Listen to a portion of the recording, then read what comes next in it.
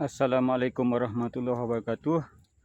Betul hari ni jumpa sarang lebuh Kita nak tengok perbezaan sarang lebuh bersengat Tengok ni dia buat sarang di luar batai pokok, di dalam kayu ataupun di ranting kayu.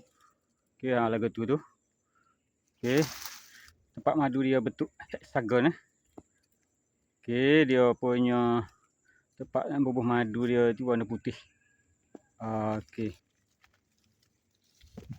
Okay, kita tengok apa ni beza dia dengan sarang keluluk. Okay, sarang keluluk ni contoh torasika. Okay. Tengok tu dia akan buat sarang di dalam batai kayu. Tapi ni bukan batai kayu ni. Ni kita dah upgrade sikit buat dalam kotak. Tapi masih lagi meniru konsep asal dia, iaitu duduk dalam lubang. Lagu ni torasika. Okey. So lagi mari kita tengok ni. Ni keluluk jenis utama juga duduk dalam kotak. Okey, duduk dalam kotak Okey.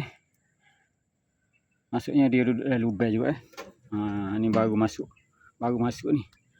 Asal pecah koloni torasika ni. Tapi torasika tok si duduk, keluluk utama mari duduk, tapi tak apalah. Okey, dua-dua boleh menghasilkan madu juga. Kita tengok betul-betul dalam batai kayu Mana Allah aku jatuh. Ni. Ni baru betul-betul dalam batai kayu Okey, batai kayu ni pun kita buat ni.